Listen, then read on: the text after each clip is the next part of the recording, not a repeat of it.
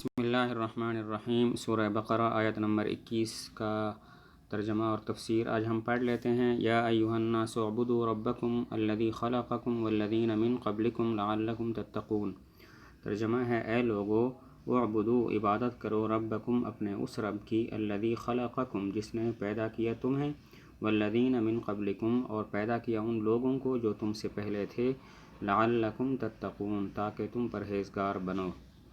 یا ایھا الناس اعبدوا، جب اللہ تعالیٰ نے مسلمانوں اور کفار اور منافقین کا تذکرہ کر دیا علیحدہ علیحدہ، تو اب تمام کو خطاب کر کے فرمایا، یا ایھا الناس اعبدوا ربکم۔ مراد کون لوگ ہیں؟ اس میں ایک قول یہ ہے کہ ابن عباس رضی اللہ تعالیٰ عنہ فرماتے ہیں کہ مراد اہل مکہ ہیں، کیونکہ جہاں یا ایھا الناس سے خطاب ہے، جہاں یا ایھا الناس سے خطاب ہو وہاں اہل مکہ مراد ہوتے ہیں، اور جہاں یا ایھا الذین آمنوا سے خطاب ہو وہاں پر اہل مدینہ مراد ہوتے ہیں۔ الناس سے مراد کیا ہے؟ ایک قول یہ ہے کہ ابن عباس رضی اللہ تعالیٰ عنہما فرماتے ہیں کہ مراد اہل مکہ ہیں، کیونکہ یہاں پر خطاب الناس کے ساتھ ہے، یا ایھا الناس کے ساتھ، اور جہاں خطاب یا ایھا الناس کے ساتھ ہو وہاں پر مراد اہل مکہ ہوتے ہیں، اور جہاں پر خطاب یا ایھا الذین آمنوا کے ساتھ ہو وہاں پر مراد اہل مدینہ ہوتے ہیں۔ اور دوسرا قول یہ ہے کہ الناس سے مراد سارے لوگ ہیں، عاقل بالغ، خواہ وہ اس وقت موجود تھے یا بعد میں آنے والے ہیں۔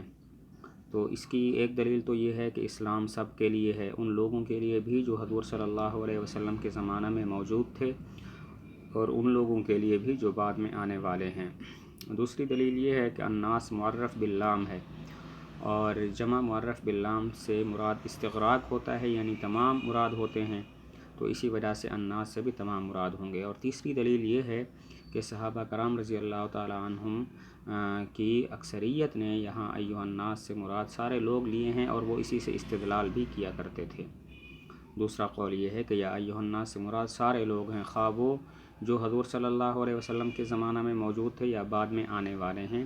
اور اس کی ایک دلیل تو یہ ہے کہ اسلام سب کے لیے ہے، تو ان لوگوں کے لیے بھی جو حضور صلی اللہ علیہ وسلم کے زمانہ میں موجود تھے، اور ان لوگوں کے لیے بھی جو بعد میں آنے والے ہیں۔ دوسری دلیل یہ ہے کہ الناس جمع معرف باللام ہے، یعنی اس پر الف لام داخل ہے، اور جمع معرف باللام میں استغراق مراد ہوتا ہے، سارے لوگ مراد ہوتے ہیں۔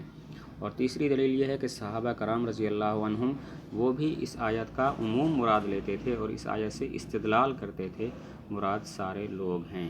اعبدوا، تم عبادت کرو۔ یہاں پر سوال یہ ہوتا ہے کہ یہ خطاب مسلمانوں کا ہے یا کفار کو؟ اگر مسلمانوں کو ہے تو وہ تو پہلے سے ہی عبادت کرتے ہیں، اور اگر کفار کو ہے تو ان کو تو عبادت کا حکم نہیں ہے، ان کو تو ایمان لانے کا حکم ہے، وہ عبادت کے مکلف نہیں، ایمان کے مکلف ہیں۔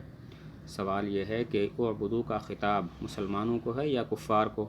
اگر مسلمانوں کو ہے تو وہ تو پہلے سے ہی عبادت کرتے ہیں، تو ان کو عبادت کا حکم کرنا تحصیل حاصل ہے، یعنی ایسی چیز کا حکم کرنا ہے جو پہلے سے موجود ہے۔ اور اگر مراد خطاب کفار کو ہے تو کفار تو عبادت کے مکلف نہیں ہیں، ان کو تو ایمان لانے کا حکم ہے۔ جواب یہ ہے کہ یہاں پر خطاب مسلمان اور کفار دونوں کو ہے۔ باقی اعبدوا کا مطلب کفار کے لحاظ سے یہ ہے کہ ایمان لانے کے بعد عبادت کرو، اور مسلمانوں کے لیے یہ ہے کہ عبادت پر جمع رہو۔ یہاں پر خطاب مسلمان اور کفار دونوں کو ہے۔ مسلمانوں کے لیے اعبدوا کا مطلب ہے عبادت پر جمع رہو، اور کفار کے لیے اعبدوا کا مطلب ہے ایمان لانے کے بعد عبادت کرو۔ اور دوسرا جواب یہ ہے کہ یہاں پر خطاب مسلمان اور کفار دونوں کو ہے، لیکن اعبدوا کا مطلب ہے وحدوا، یعنی اللہ تعالیٰ کو ایک جانو۔ مسلمانوں کے لیے وحدوا، اللہ کو ایک جانو، اس کا مطلب ہے توحید پر جمع رہو، اور کفار کے لیے اس کا مطلب ہے توحید کا عقیدہ قائم کرو، یعنی اللہ تعالیٰ کو ایک مانو۔ ربکم، یہاں پر سوال ہوتا ہے کہ اعبدوا ربکم فرمایا، اعبدوا اللہ کیوں نہیں فرمایا کہ اللہ کی عبادت کرو؟ جواب یہ ہے، ربکم سے اشارہ ہے عبادت کی علت کی طرف، عبادت کی وجہ کی طرف، کہ تم اللہ تعالیٰ کی عبادت اس وجہ سے کرو کہ وہ تمہارا رب ہے، تمہاری پرورش کرنے والا ہے۔ سوال یہ تھا کہ ربکم فرمایا، اعبدوا اللہ کیوں نہیں فرمایا کہ اللہ کی عبادت کرو؟ جواب یہ ہے کہ ربکم سے اشارہ ہے عبادت کی علت کی طرف، کہ تم عبادت کرو اس لیے کہ وہ تمہارا رب ہے۔ الذی خلقکم، جس نے تمہیں پیدا کیا۔ خلق کہتے ہیں کسی شے کو بغیر نمونہ کے ایجاد کرنا، پیدا کرنا۔ والذین من قبلکم، اور ان لوگوں کو پیدا کیا جو تم سے پہلے تھے۔ اب یہاں پر سوال یہ ہوتا ہے کہ انسان کو پیدا کرنا اس بات کا تقاضا کرتا ہے کہ اللہ کی عبادت کرے، لیکن آباء و اجداد کو پیدا کرنا تو اس بات کا تقاضا نہیں کرتا کہ اللہ کی عبادت کی جائے۔ پھر والذین من قبلکم کیوں فرمایا کہ ان لوگوں کو پیدا کیا جو تم سے پہلے تھے؟ سوال یہ ہے کہ انسان کو پیدا کرنا تقاضا کرتا ہے کہ وہ اللہ کی عبادت کرے، لیکن انسان کے آباء و اجداد کو پیدا کرنا تو تقاضا نہیں کرتا کہ اللہ کی عبادت کی جائے۔ تو پھر والذین من قبلکم کیوں فرمایا؟ جواب یہ ہے، آباء و اجداد پر جو انعام ہوتا ہے وہ اس کی اولاد پر، فروع پر بھی ایمان ہوتا ہے۔ آباء و اجداد اصول ہیں، اولاد فروع ہیں۔ اصول پر انعام، فروع پر بھی انعام ہوتا ہے۔ اگر آباء و اجداد نہ ہوتے تو ہم بھی نہ ہوتے۔ آباء و اجداد کو پیدا کرنا گویا اللہ تعالیٰ کا ہم پر احسان کرنا ہے کہ ہم انہی کی وجہ سے وجود میں آئے۔ جواب یہ ہے کہ آباء و اجداد اصول ہیں اور ان کی اولاد فروع ہے۔ اصول پر انعام، فروع پر انعام ہے، یعنی اگر ہمارے آباء و اجداد نہ ہوتے تو ہم بھی نہ ہوتے۔ تو چونکہ آباء و اجداد کو پیدا کرنا یہ انعام ہے اولاد پر بھی، اسی وجہ سے یہاں پر فرمایا والذین من قبلکم، اور ان لوگوں کو جو تم سے پہلے تھے۔ لعلکم تتقون، لعل خوف اور امید دونوں کے لیے آتا ہے۔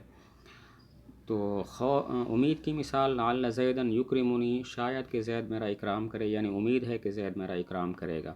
اور خوف کی مثال لعل الساعۃ قریب، شاید کہ قیامت قریب ہے، یعنی قیامت ڈرنے کی چیز ہے۔ لعل خوف اور امید دونوں کے لیے آتا ہے۔ امید کی مثال لعل زیدن یکرمنی، شاید کہ زید میرا اکرام کرے، یعنی امید ہے کہ زید میرا اکرام کرے۔ اور خوف کی مثال لعل الساعۃ قریب، شاید کہ قیامت قریب ہے، یعنی قیامت ڈرنے کی چیز ہے۔ اب سوال یہ ہوتا ہے کہ اللہ تعالیٰ تو خوف اور امید سے پاک ہیں۔ خوف اور امید وہ رکھتا ہے جو انجام سے بے خبر ہو۔ اللہ تعالیٰ تو کسی چیز سے بے خبر نہیں ہے، تو کیسے فرمایا لعلکم تتقون، تاکہ تم پرہیزگار بنو؟ سوال یہ ہے کہ اللہ تعالیٰ تو امید اور خوف سے پاک ہیں۔ امید اور خوف اس کو ہوتا ہے جو انجام سے بے خبر ہو۔ اللہ تعالیٰ تو ہر چیز کی خبر رکھنے والے ہیں، کیسے فرمایا لعلکم تتقون؟ جواب یہ ہے کہ یہ خوف و امید اللہ کے لحاظ سے نہیں ہے، بندوں کے لحاظ سے ہے۔ مطلب یہ ہے اللہ کی عبادت کرو خوف اور امید کو مد نظر رکھتے ہوئے، خوف بھی ہو اللہ کے عذاب کا اور امید بھی ہو کہ ہماری یہ عبادت قبول ہو جائے گی۔ جواب یہ ہے کہ یہ خوف و امید اللہ کے لحاظ سے نہیں ہے، بندوں کے لحاظ سے ہے۔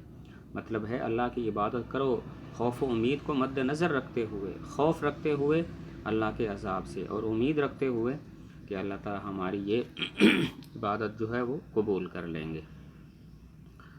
ترجمہ ایک دفعہ پھر کر لیتے ہیں۔ یا ایھا الناس، اے لوگو، اعبدوا، عبادت کرو، ربکم، اپنے اس رب کی، الذی خلقکم، جس نے تمہیں پیدا کیا، والذین من قبلکم، اور پیدا کیا ان لوگوں کو جو تم سے پہلے تھے، لعلکم تتقون، تاکہ تم پرہیزگار بنو۔